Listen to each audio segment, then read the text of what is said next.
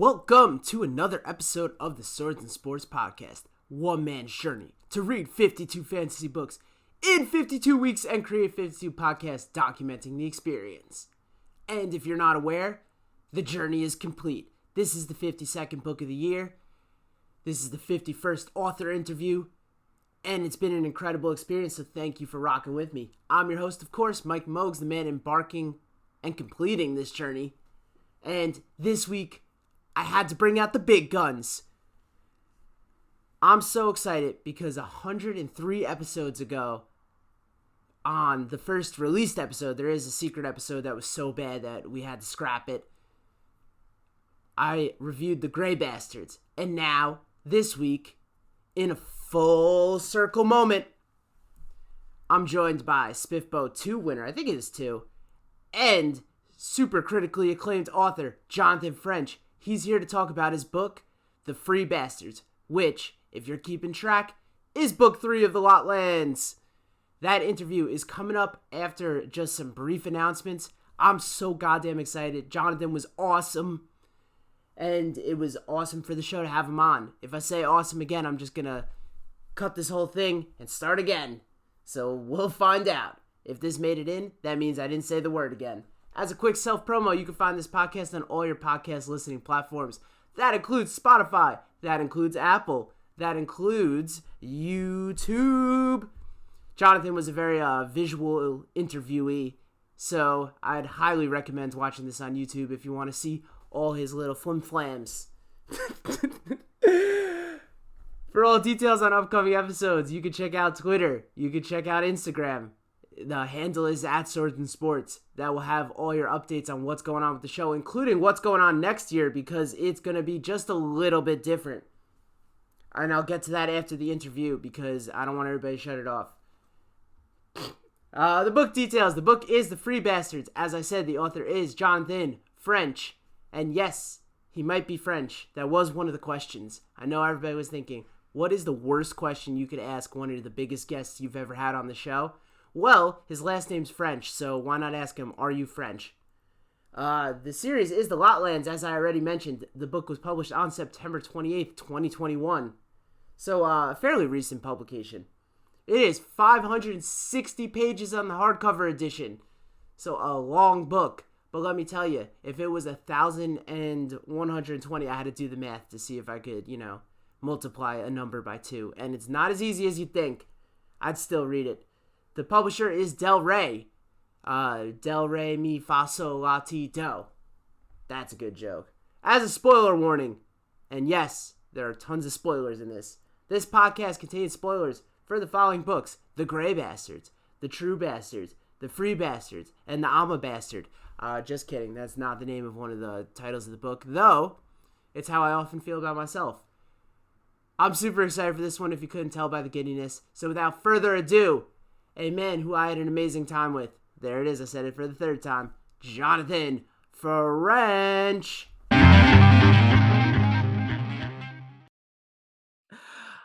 All right. It's another week of the Swords and Sports Podcast. And to close out the year, I'm joined by an extra special guest, the one and only Jonathan French, author of The Lotlands. He's here to talk about book 3, The Free Bastards. So, Jonathan, welcome to the show. Hey, thanks a lot. Appreciate it. Forget the game. Write the fucking book. In The Legend of Jonathan French, this one line started the whole thing. Yeah, you did your research. The immortal, semi-famous, obscure advice that my wife gave me. That's true. That actually, she said that. That started the whole thing. I was going to run a D&D game, and the whole concept was Sons of Anarchy with half orcs, and that was what she said. She said, forget the game, write the fucking book. So How much were you talking about your games to get to that point where your wife was just like, stop talking about the fucking games, just write it? Yeah, no, I mean, in the past, thankfully she used to play, not so much since we had a kid, but she used to play. And then at that point we were parents. And so, a lot of it fell by the wayside, and I quit playing a lot too, because you just don't have the time. And, but then fifth edition D&D came out, and I don't know if you are like this with anything, but when the new version of something that you've loved, I mean, whatever it is, comes out, it has a tendency to like rekindle. And so Right. like you get the book and you're going through the book. And so it's always done that to me. Role-playing rule books have always done that to me. And so it's always like the ideas start flowing. And then invariably what happens is that I plan a bunch of stuff that I don't run. I don't end up running those games. But in this particular instance, I never ran a single session of it and ended up writing an entire book and then eventually an entire trilogy. So yeah, that is it's true. But yeah, no, but I have been known to sort of make people glaze over, go off on rules or meta or it's yeah. You're passionate, man. It's a good thing. This was a question, and I don't think you've ever said this publicly, but your book constantly, Sons of Anarchy, is like inevitably intertwined in reviews of your book. Do you hate that show at this point? No. No. I mean, so what's funny is that my memory is terrible. Like so I have to always go to my wife and say, seen this? Did we watch this movie or this thing? And sometimes I won't even ask. I'll be saying something and she'll say, well, we've seen that. We have. So I had started watching the show. So fun fact, I used to be an actor before I was a writer. Oh, I know. oh, okay. So that's part of the research too. Oh, we're gonna get there. Oh no. What have you found? You have some old audition tape or something? I wish. So my agent, when that show first kicked off, my agent was desperately trying to get me on it. I had really long hair and facial hair, and I was grungy, and I was the only one that she represented that sort of had that look, and so she was just desperate to get me on the show. Never could do it. This was before I live in Atlanta. This was before Atlanta became like the new East Coast Yollywood, right? Like the new, before we became the hub of like movie and TV. And so it was really hard back then for local actors to get on big shows, but she was pushing and it never happened. So I never really watched the show. And then it was not quite over. I don't remember, maybe in like season 5, I don't remember. And so it started running on like Amazon Prime or something. Right. And so I started watching it, and I was into it. I mean, I dug it.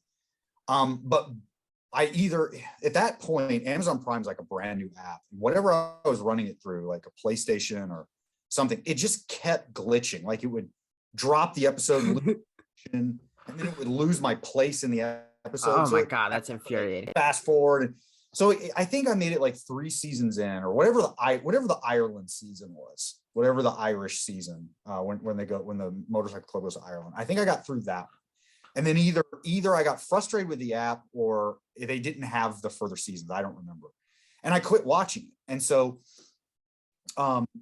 and what kind of happened was I don't hate the show, but I actually hadn't finished it when I started writing the book. I had no idea, like, and I didn't remember things about it. And there was when Gray Bastards, I had only two moments where I quote unquote hated the show.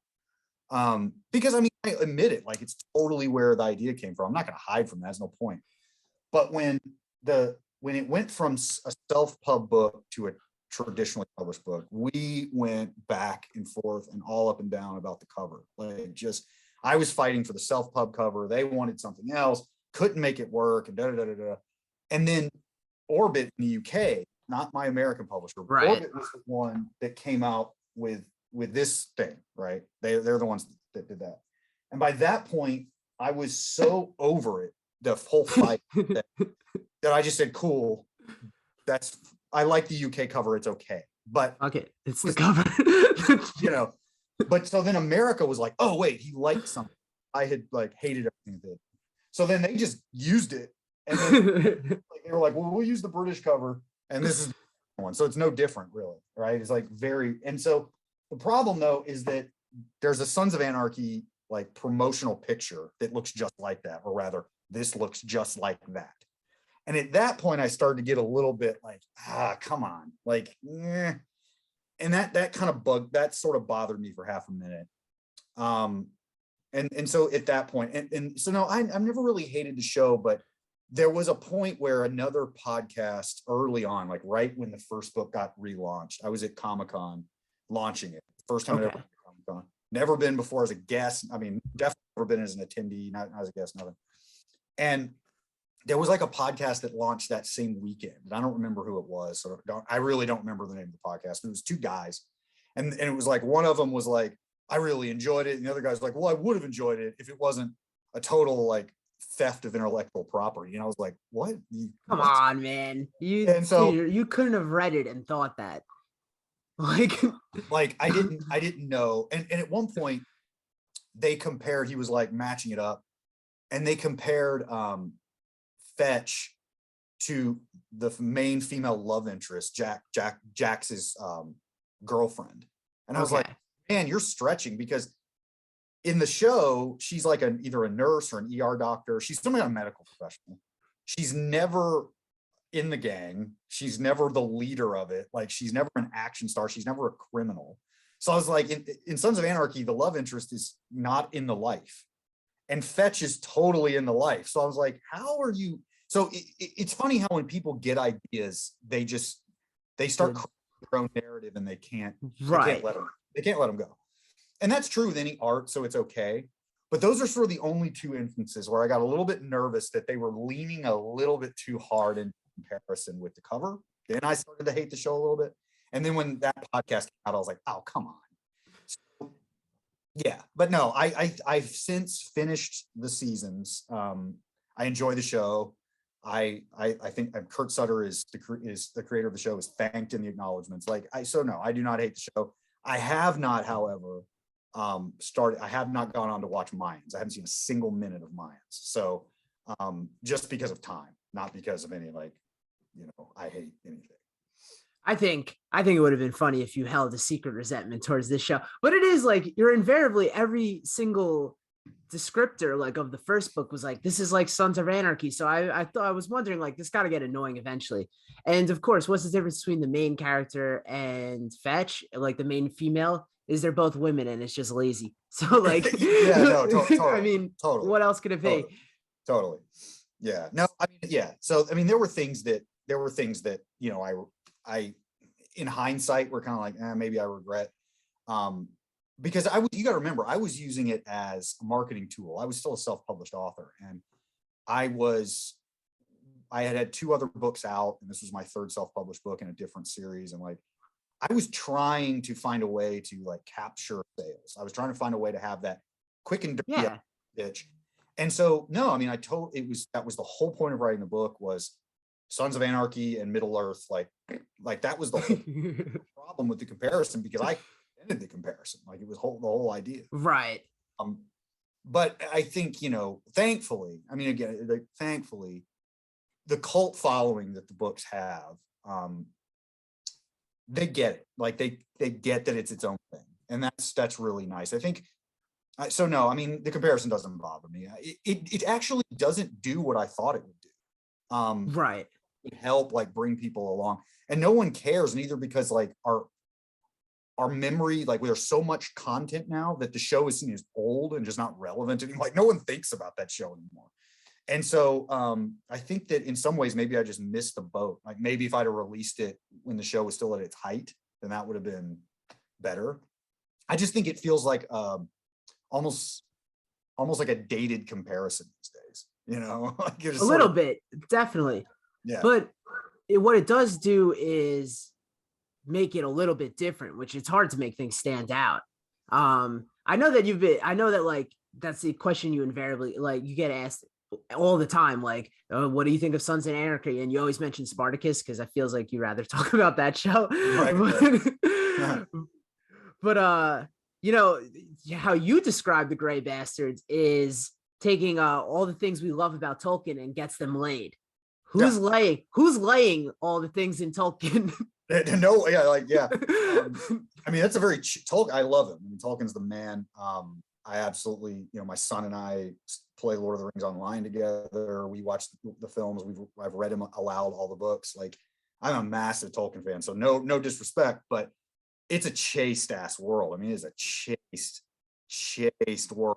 And so, and that speaks to the man, that speaks to the time, I don't need Tolkien to be full of tits and ass, and I don't. But no, but I think that was, again, trying to find a way to, you write what you want to read. Yeah.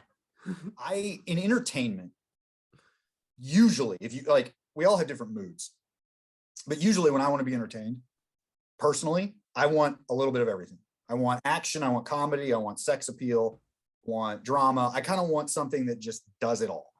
And there's very few things that do that. And you mentioned Spartacus. That was one of those shows that did that for me personally. Like, it had everything. It was funny at times, super action packed, very sexy, very gut wrenching, a lot of good drama. And so that's what I was trying to do for fantasy. I was trying to do fantasy where it was just like everything was available. It was going to be a buffet of all the things. And so, I don't know. It definitely didn't go as broad as like the publisher wanted or I wanted to date at the time of this recording.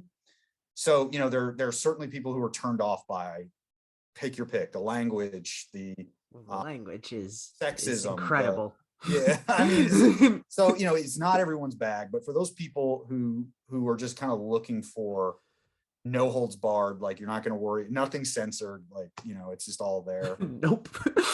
Then there it is. So yeah. How censored was this story you wrote for Miss Carlsen's class in 4th grade? Holy shit. What the fuck? Sorry, I was gonna not swear on this. But this is, you could curse all you want. I've dropped I know. like 4 F-bombs. No, I appreciate it. No, it's just my son always asks me to watch things later, and I'm always like, "Isn't that oh shit." Yeah. So it's like, it's already too late. But you can't really talk about this book, like, I can't, that would knock out half the questions I got later. Oh my god. So Jesus, you know the show Hot Ones? You know the show Hot Ones? Yeah. Where you're reminding me of him right now, because he does his research and surprises his guests.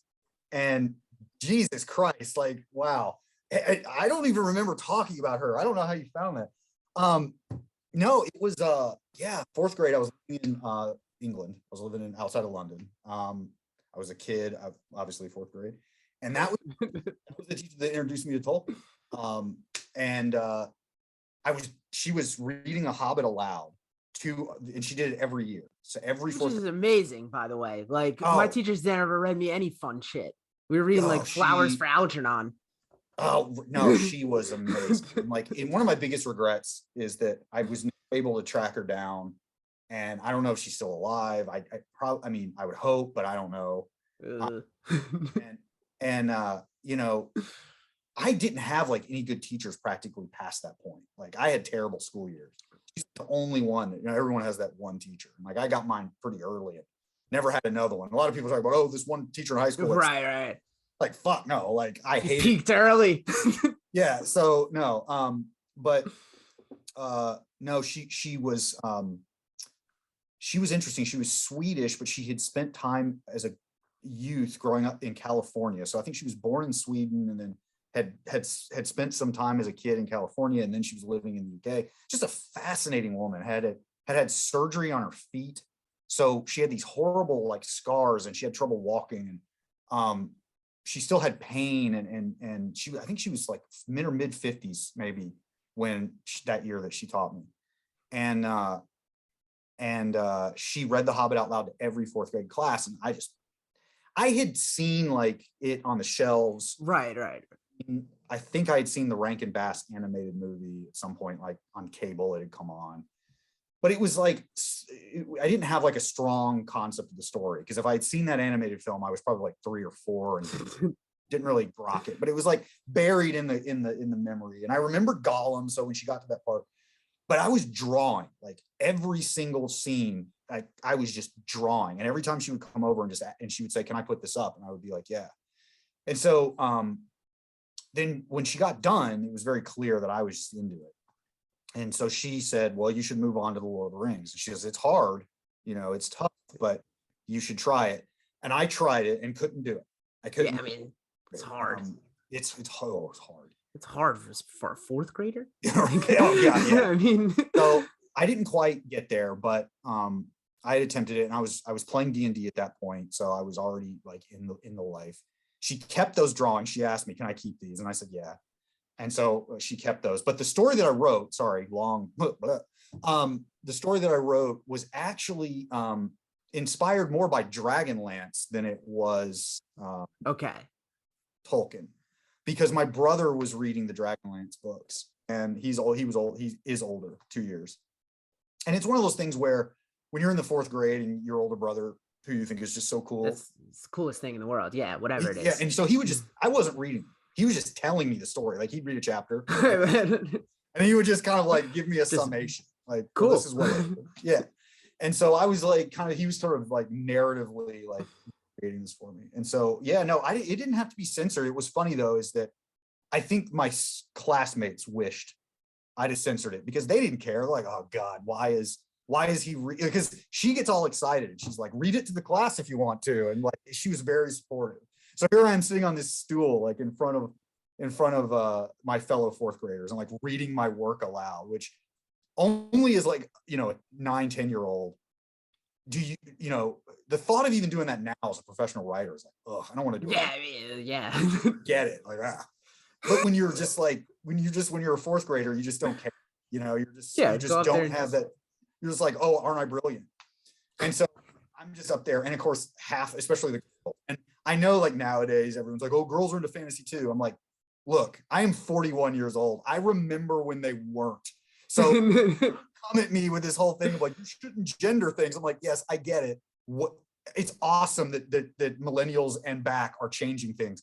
More power to them. But I am telling you, I remember when they didn't care. Like they and so I read it aloud. And so it was nothing. I wasn't yet I very quickly in school became the kid who got in trouble for things, but I wasn't yet that kid. And so, well, that's not true. In 2nd grade, I was at a convent school. I was being taught by nuns, and my mom was a clinical therapist and is very liberal.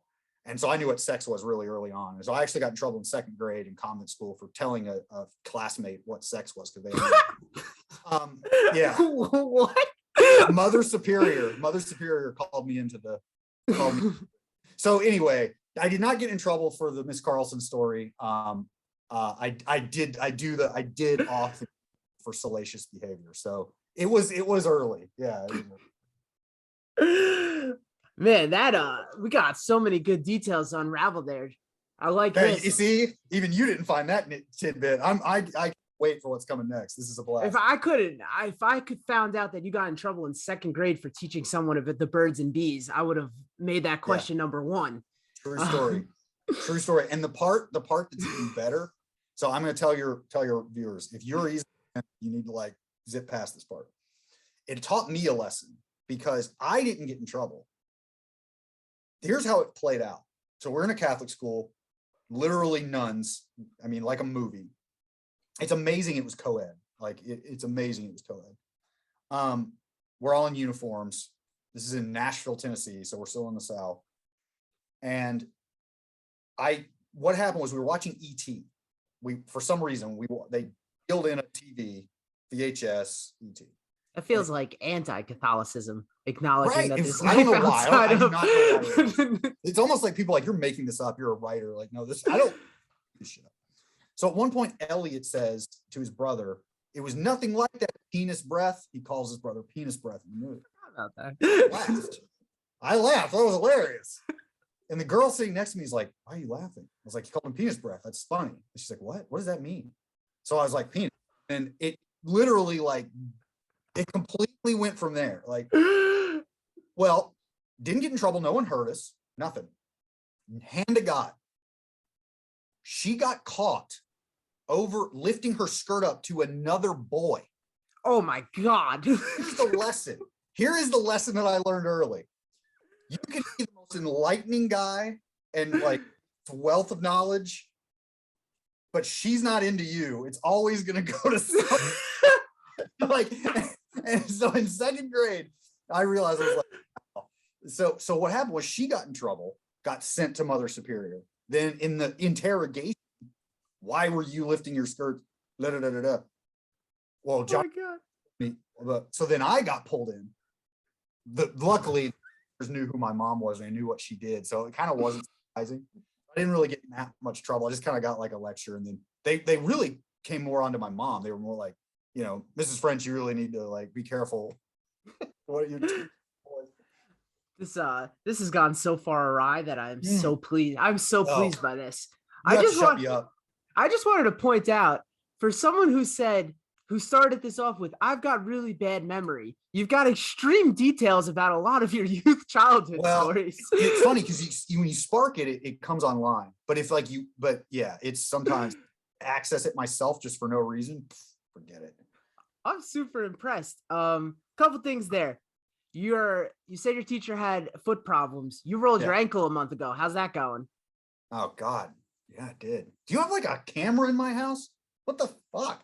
I wish. Do I just tweet more? Do I just tweet more than I think I do? You don't tweet that much.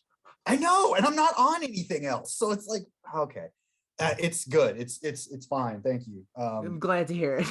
I was walking the dog and just I'm not going to go off on a tangent on that one. Thank you. Okay. How are you feeling? I don't know if you were recording yet when you said you got your booster today. Yeah, I'm slowly fading out, but I think I'm checking in on you.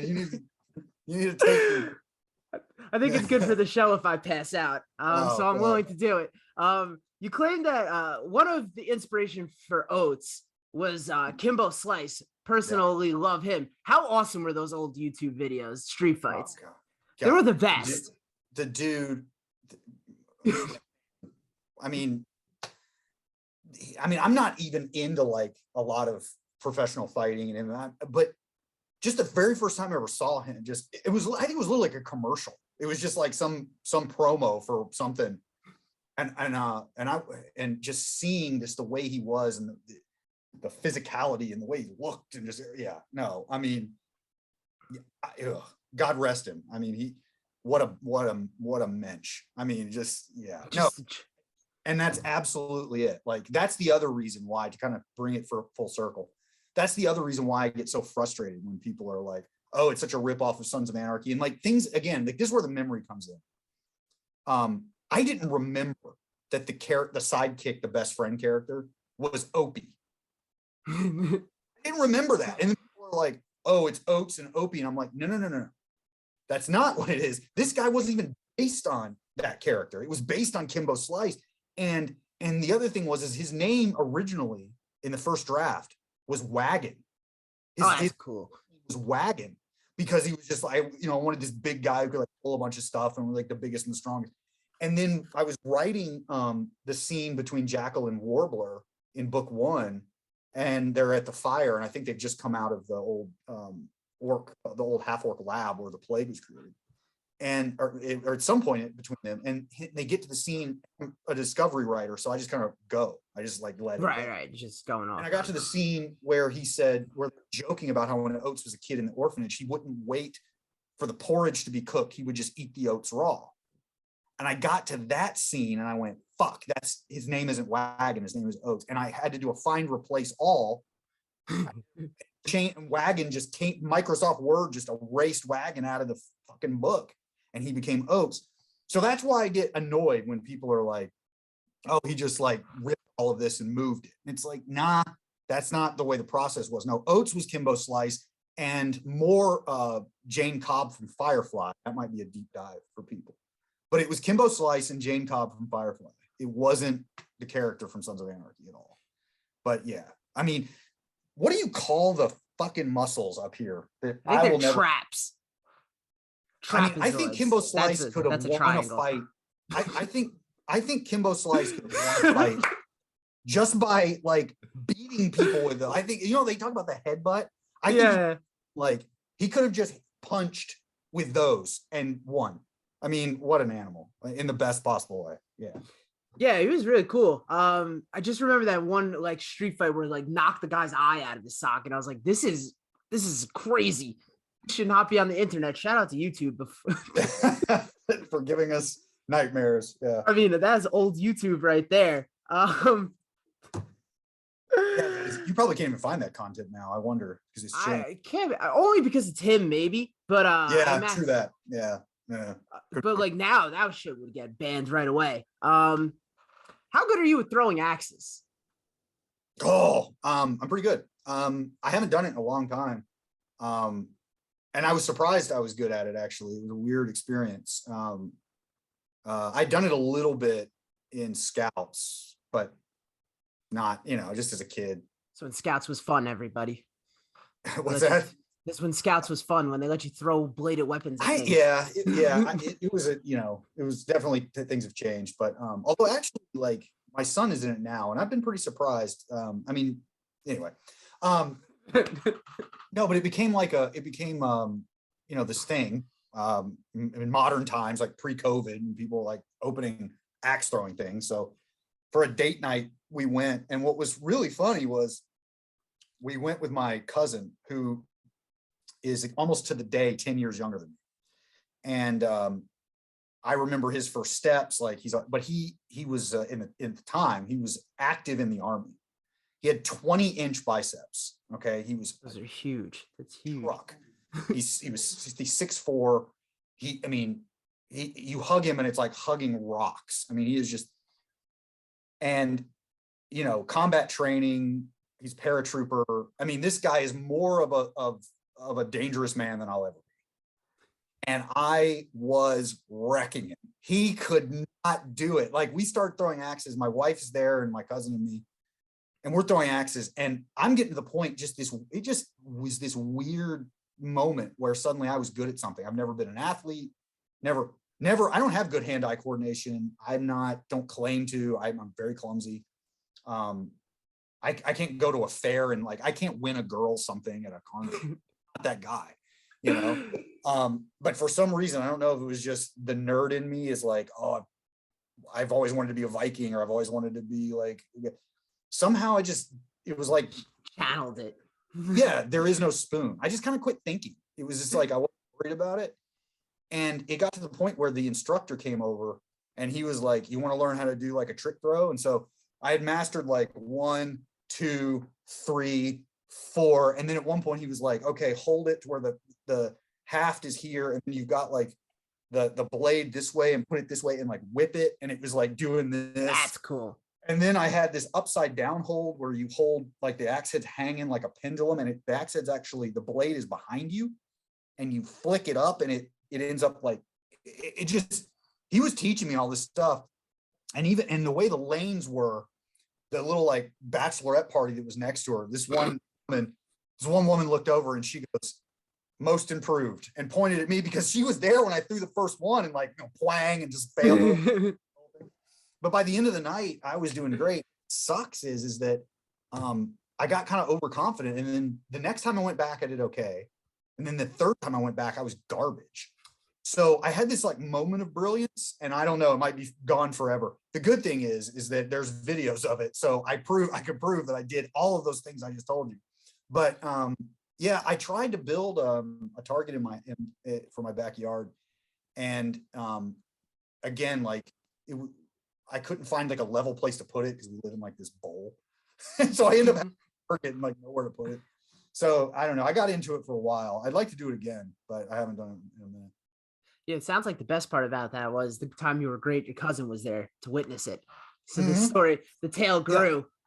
Yeah, I mean, this is the guy who tried to teach me how to shoot like an AR-15, and like I was like, no idea if I was hitting anything, and he's like handing it like bullseye. It's like he's got an assault rifle in one hand. Boom, and I'm just like, good God. I mean, no, he's a brute. And he's awesome. I love him, but that was like the one time. I mean, he looked at me when we were kids, or when he was a kid. He was 10 and I was 20. But it was kind of cool, like to give him we both got that moment back of like, oh, I'm older and better at something than you, because that hadn't been true in a really long time.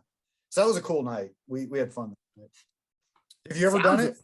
No, I've never done it, and I live in like a hipster ass area or next to one, so I'm sure there's a billion places in Yeah, Brooklyn. yeah. Where are you? I'm on Long Island, so I'm right next to Queens, Brooklyn. Yeah, I think there's one in Brooklyn. Yeah, there is. I Yeah. see people posting it all the time. I gotta go. That sounds like fun. Yeah, I mean, I enjoyed it. I think it's worth the effort. I mean, it's worth the experience. If you hate it, fine. But I mean, I think it's a fun thing to do. But you're right. It was a hipster thing, and I guess kind of still is. But I don't know that it matters. I mean, I guess it doesn't seem very hipster to be throwing bladed weapons at things, but it somehow it became it. You know, Yeah, you never know right. what's gonna get popular. It was like lumberjack fashion, lumberjack beards. What's the We next gotta step? Next step. I don't know. Be a lumberjack. Is a katar a good weapon for home protection? My agent will tell you yes, because she used it for that. I sent my editor and my agent. I bought a pair. Of, for those who don't know, a katar is a fist knife.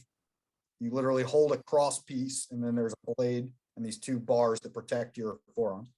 And it's an Indian weapon, and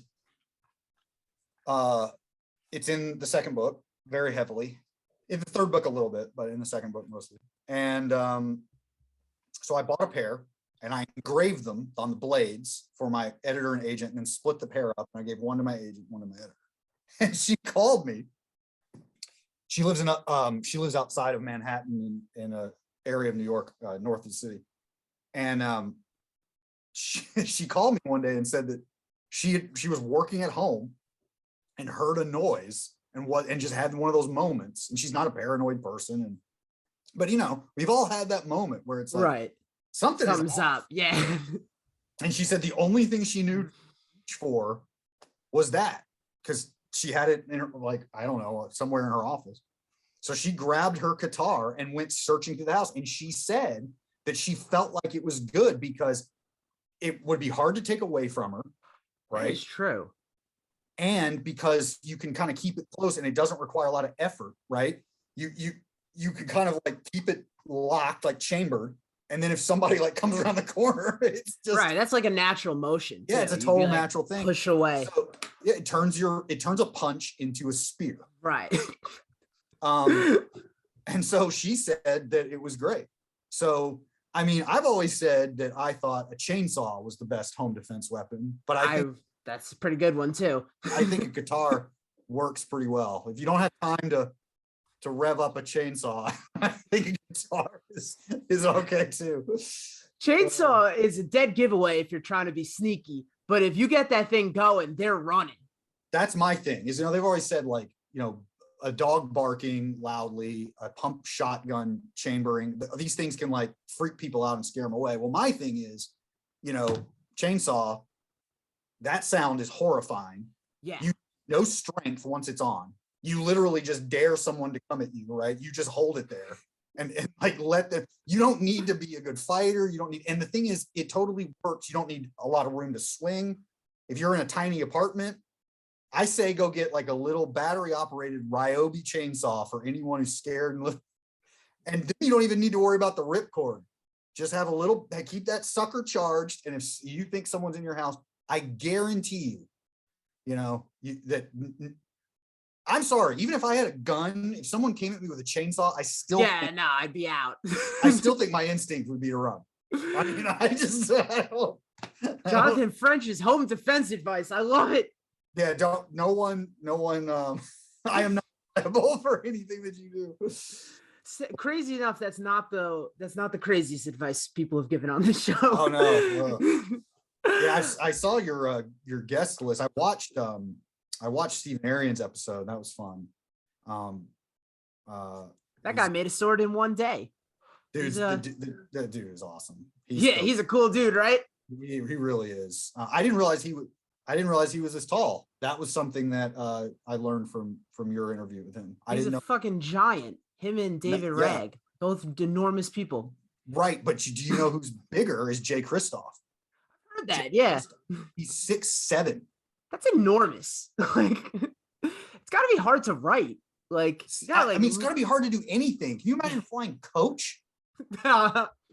Like I used to be kind of annoyed. I'm decidedly average. I am 5'10", 160. That's pretty good. It's okay, but I mean, again, for an American male born in 1980, it's average. It's on the high end of average, I guess. And never been all that muscled or big. I've always kind of hated it. But lately, I think in my midlife, I'm starting to realize that I'm like, you know what? Being kind of on the smaller side, not bulky and huge, it's kind of nice. Because it's right. I'm very rarely uncomfortable, right? Like you got to do the crawl space in the house. Like I've got relatives and neighbors and friends, like they have to do the crawl space in their house. They're miserable. I just kind of like, I'm like, yeah, it's fun. I don't know. Yeah, but no, I love Steven had me on his YouTube channel, and it was a joy. He's such a joy to talk. Yeah, he's a great dude. Check out that YouTube channel, everybody. Yeah. Man, we meandered. I do have book questions. You did write a book. You wrote a trilogy. I'd like to talk about it. As always, these are spoilers. If you haven't read this book yet, what are you guys doing? I just don't get your choices. Because if you're listening to the show, you would know that this book is the epitome of what the show is about. Hit pause and come back. Buy the whole trilogy. Pause, come back. Yeah. What are some of the disadvantages of having a beard? Yeah. I mean, I'm not able to grow a great one. Not like it has. But yeah, no, definitely getting grabbed in combat. It's funny. Like I often wondered about that.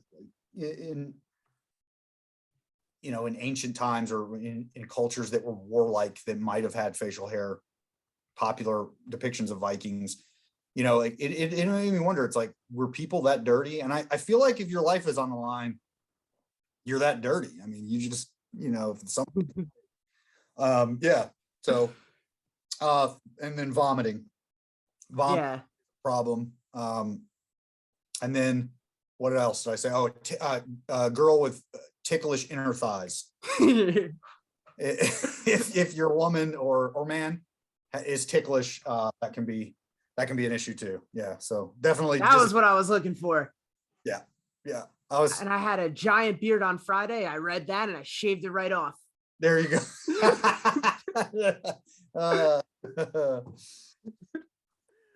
Was Knucklechild's mom really unchaste, or was she like, was he a virgin birth? Yeah, see, a great question. I don't actually know. I threw that in because it was offensive. It was fun. It was a way to sort of introduce the idea that book 3 is going to be dealing with a lot of religion and belief. It was kind of prepping the reader for what was coming. It was a way to do exposition and like mention gods and mention certain things because they're kind of coming down the pipeline in the plot. I've always just found that to be a funny expression. It is. I mean, I think I was in high school the first time I heard it, and doing these nicknames for characters, and they tend to be kind of crass, or all of them. I mean, in fact, most of them aren't. It's probably the grossest one in the whole series. But of course, the point is that you don't pick your nickname, right? It's given to you. And if you've got this guy who's just gone on his whole life, just sort of in this gormless, clueless, and I've met people like that. You probably have too, who they tell a story because they think it's so great, and everyone else is just going, I've probably done it on this show. But they can't hear themselves, right? Right. They can't. And so there's nothing to say that he wasn't worthy of being in a hoof, that he might be a great fighter and a great hog rider and a good brother to have, on the line, but he's still the guy who tells this thing that his mom just watched orc masturbate. And that's how he became like conceived. And it's just the stupidest shit. And so, you're going to get saddled with Knucklechild. So, I think he believes it. And I think the more interesting question is like, does she? And like, why did she lie about it? But it's really interesting because that makes Knucklechild very rare to get a little serious, because very few of the mongrels in the book know their mom. Right. And so Oates obviously is one of the big exceptions. But we kind of find out that, okay, Rant, Roar, Oates, and Knucklechild are sort of the ones, Fetch sort of learns about hers, but does she ever really know her? Definitely she wasn't raised by her. So, I mean, the fact that Knucklechild had enough of a relationship or enough of a childhood with his mom to sort of like be lied to, like, I mean, it's sweet in its own way. Right. I mean, so no, I mean, I don't know. I choose to believe it wasn't a lie. There you go. I mean,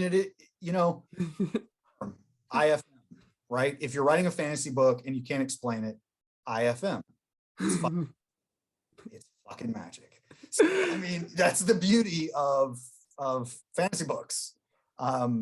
So yeah, I mean, I think it's totally possible. Who knows? I mean, who knows? Who knows? Did Polecat, speaking of Rant, did Polecat really come just hearing her name? Knowing Polecat, probably. I mean, yeah. Polecat's the dude, man. Like, yeah, oh yeah, he's the best. He's the best. I mean, he's the guy that every dude wants as a friend, but your girlfriend can't stand. And I've been that guy a time or two. I still am that guy for certain friends. And so,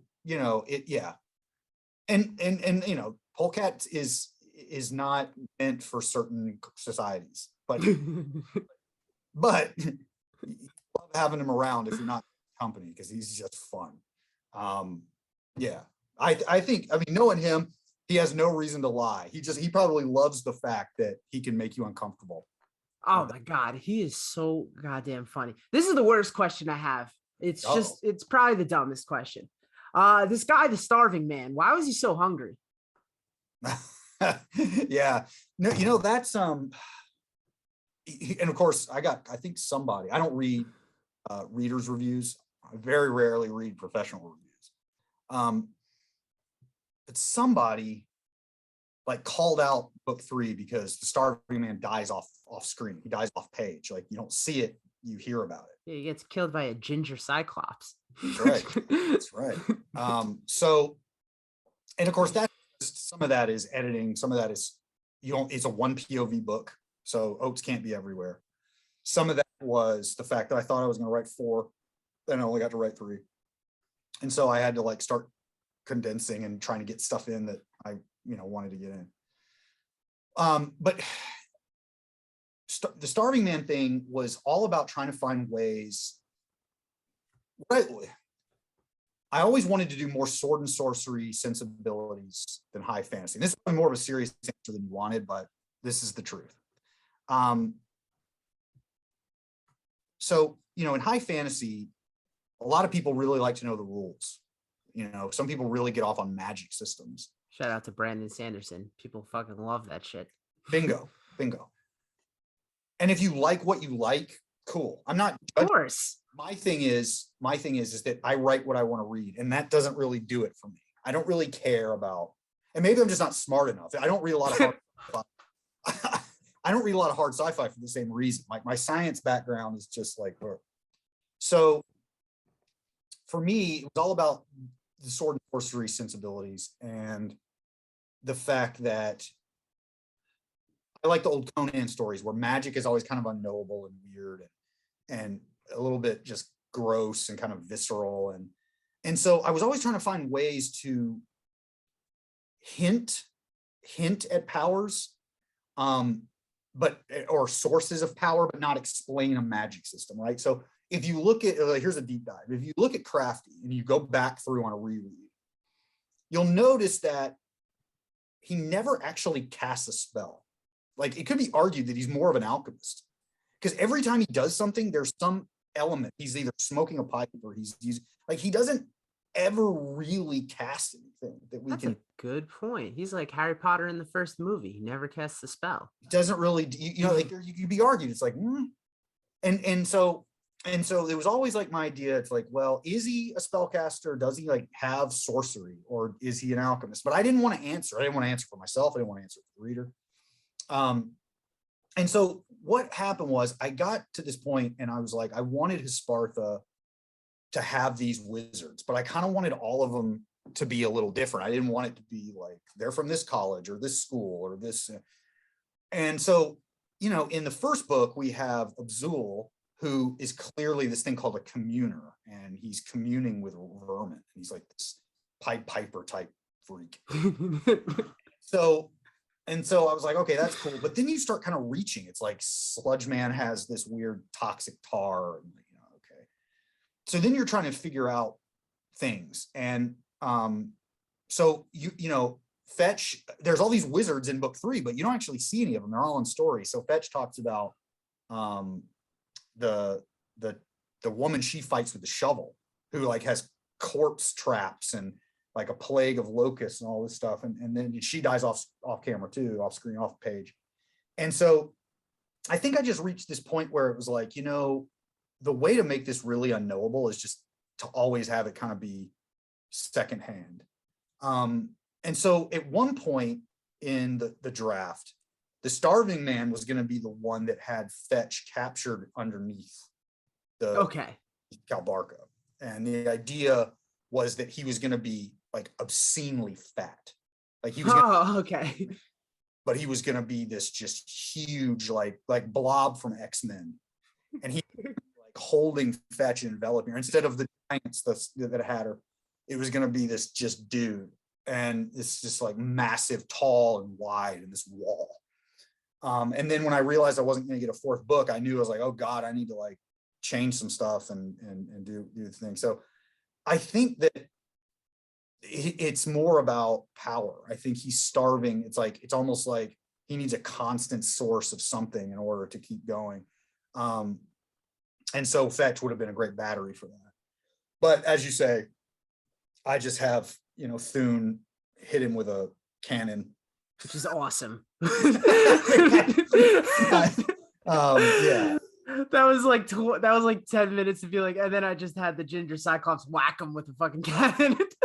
Well, and of course the idea is that Thune is actually immune to magic, right? So you can't actually hurt Thune with magic. And if we'd gotten to explore certain elements, you would have known that. But we didn't. So it just happens off screen, and we find, and what's kind of great is it's plenty of good fodder if it ever gets adapted into it. Like if I ever get like, you know, the Game of Thrones treatment and I get the show, then you can totally let's do that scene, right? Because you don't need to be in one place. We can jump around and, you know, right, stay with anybody. So, you know, it's nice to be able to say like, well, there are these battles that we'll get to see that we didn't actually get to quote unquote see. But yeah, I don't know.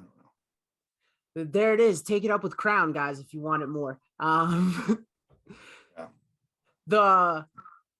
Since you did give a serious answer to a joke question, maybe you'll give a joke question to a serious I'll try. Answer to a serious question.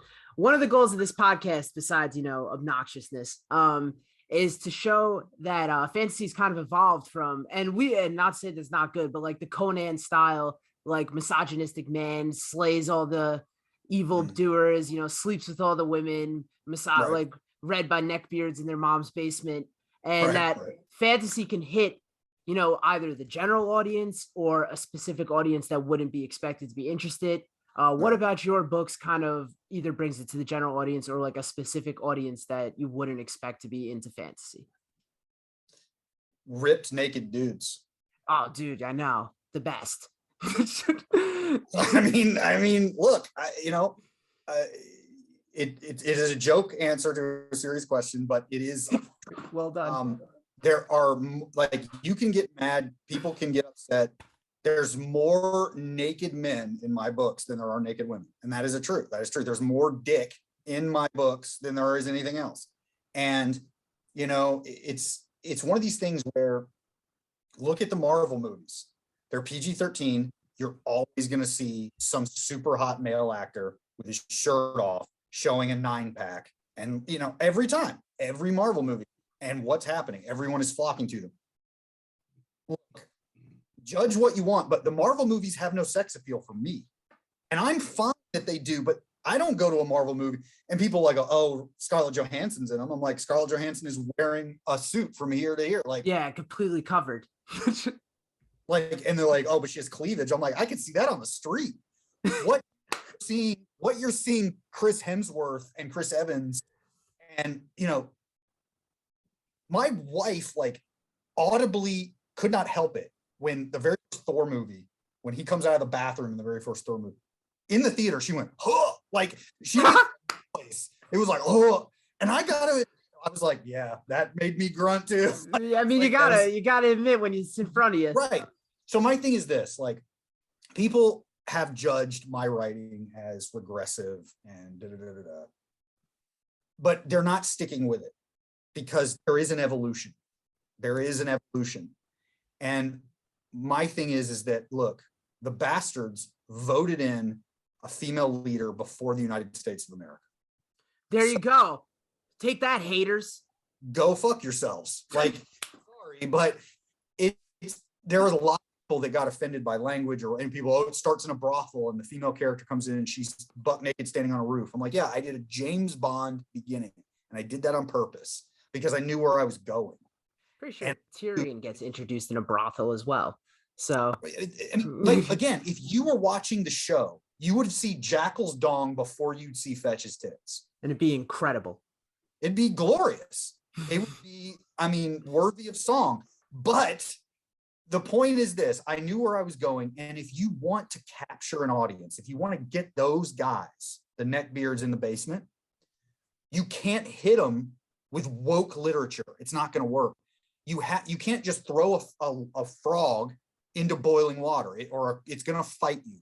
You have to put them into normal water and slowly turn up the heat until they don't realize where they are. And that was the point. The point is to try to grab anyone and not turn them off. The typical fantasy fans that you're talking about, the guys that and then make them realize they were rooting for a female protagonist, rooting for a female leadership, rooting for these things. And did that work? No, it didn't work. I mean, it didn't explode and become like a huge thing, but that was the intent. And,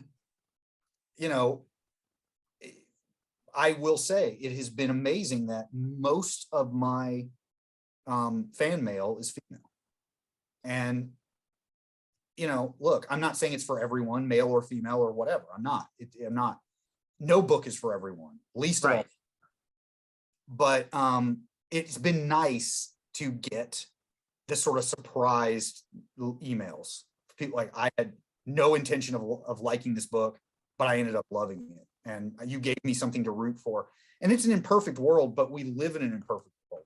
And there are two types of people, I think. And both of these are valid. So don't one mistake.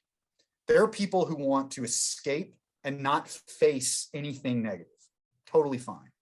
Then there are people who like to escape and see the negative that they face in their daily life get taken on and conquered. And that's what I was trying to do. Yes, the Bastards world is sexist. Yes, the Bastards world is misogynist. Yes, all of these things. It's also homophobic. It's all of those things. Yes, at the start, it is all of those things. But those things get taken on. And the solutions are not perfect. Not everything is wrapped up in a nice bow. They don't become the most forward-thinking liberal culture ever, but they make strides. And that is what I think people responded to, hopefully. And if not, then you just have a good time with all the sex and violence and dick jokes. Right. Speaking of dick jokes, that was a profound answer. And I think that's what people are missing when they make those kind of surface level critiques. Because it is so easy to get caught up in, things like half orcs swinging their dicks around to like helicopters, which rounds, baby, rounds. Yeah, you got it. Oh, God, I miss him. God bless. This is, and you kind of embody this, and I said this in the beginning when I said that your books are the perfect encapsulation of the Swords and Sports podcast, because this is the #1 podcast for talking about dicks and fantasy books. And Good for you. Well done. I've spent years and talked to many, many authors, pulling out all their dick jokes and then reading them back to them. So wait, do we have time for this? Oh my God. I didn't do the whole series. I've got some good ones. The best ones, in my opinion, were all the play on words for the arm of a toucan. Yes. But every time I read it, it makes me laugh. But I'm going to read some of these. Go for it. I can't wait. I've probably forgotten half of them. The arm of I choke on cock. And then Jackal getting mad at that. Right. Saying you've done better. What am I missing? Jackal asked as he moved to follow the boy. Jackal is the same word he uses for his cock. Yep. Wish he'd been there the day I became sworn then, Jackal declared. That's a much more fitting hoof name. Considering your cod and the boys are about the same size, I reckon that's true. Yep. It's holy ground for them, Oates. Jackal said somewhere down there is a relic of Bellico or one of his brothers. Another eye of a big, thick cock.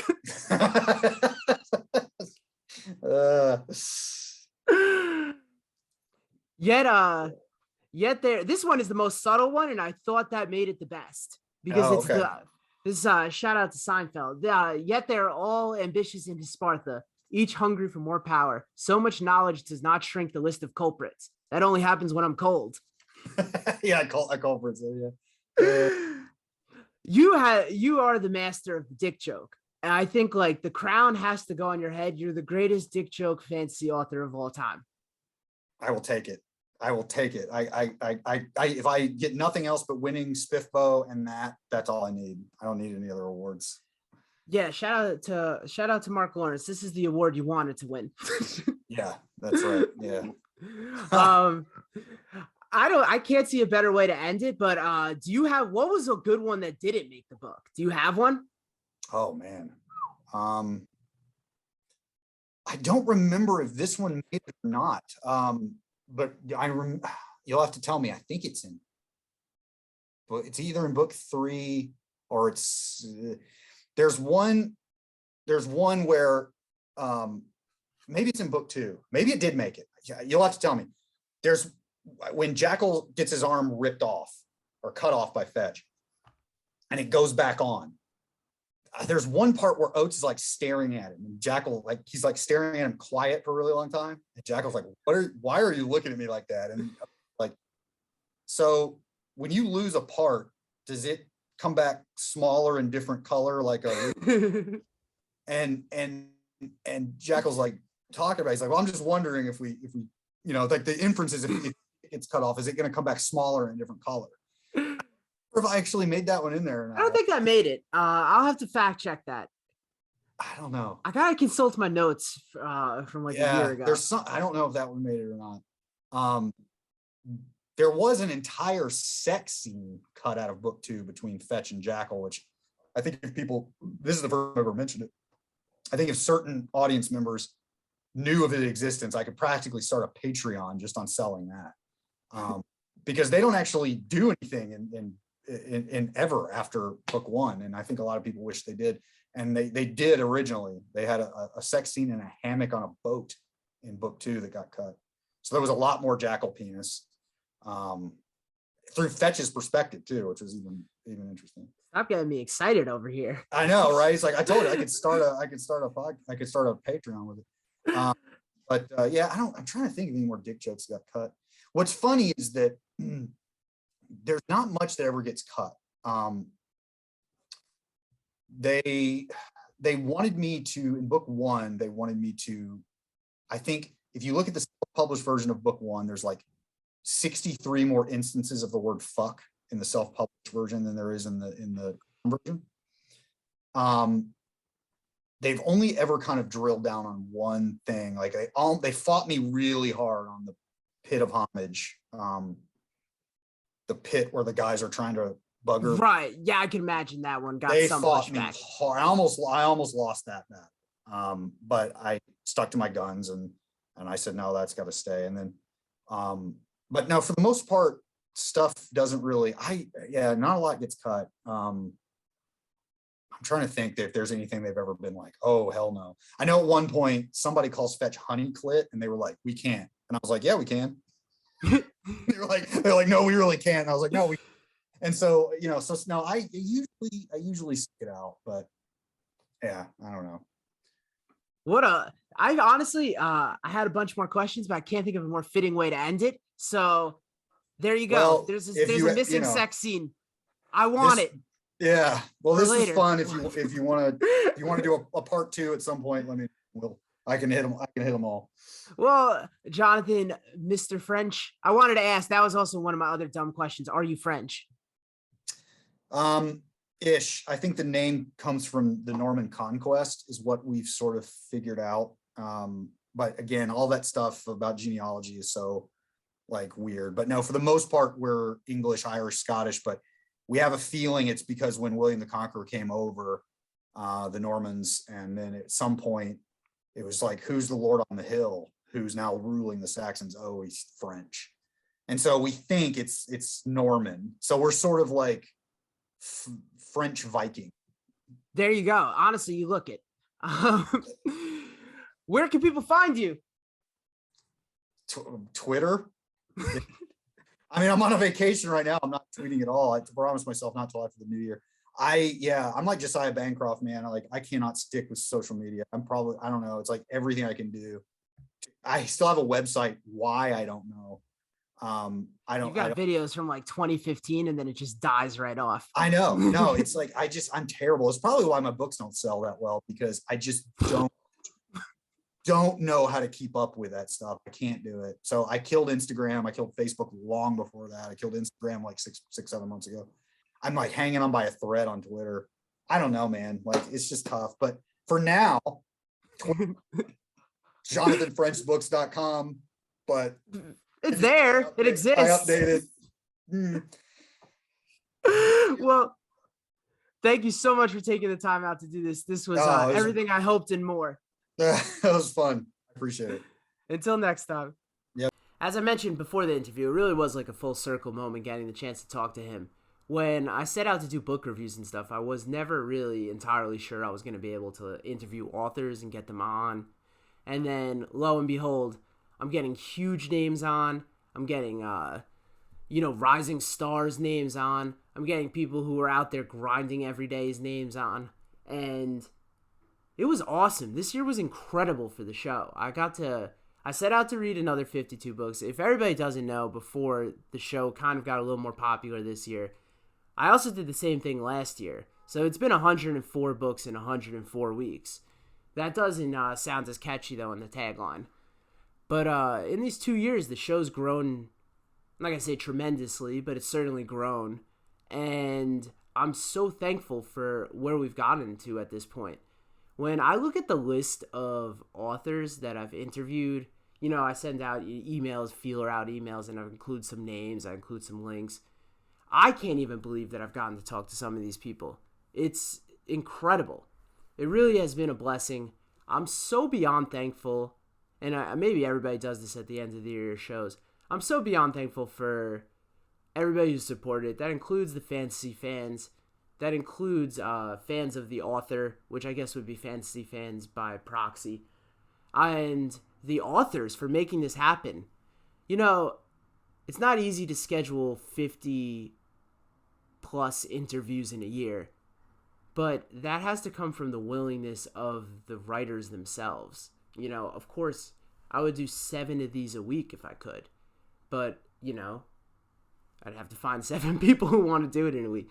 Everybody was super accommodating, beyond flexible, and most importantly, let down their proverbial hair. If you look at me, that's a little more difficult. If you're listening on the audio, I'm bald as fuck.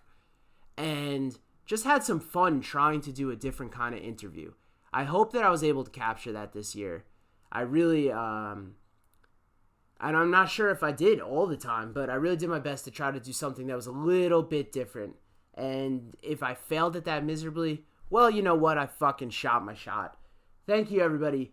Next year, just as a heads up, I'm not doing 52 books again. I'm working on other projects. I can't wait to share those as well. But I don't want to go on one project talking about another project until it's done. I'm going to continue to do these in some way, shape, or form. I'm shooting for half the interviews next year. So 26 of them. So I don't even know what's coming on next. I know Sean Paul Stevens is returning, and I'm super excited for him to come back on because I really wanted to read a second book, which I think is out now. So go check that out. I want to have I want to do a mix of a few recurring guests and a few like new ones because I love talking to new authors. You know, if you want to compare last year to this year, and then I'll end with this because I think I'm running long. It was like 46, 45 new people that I got to talk to this year.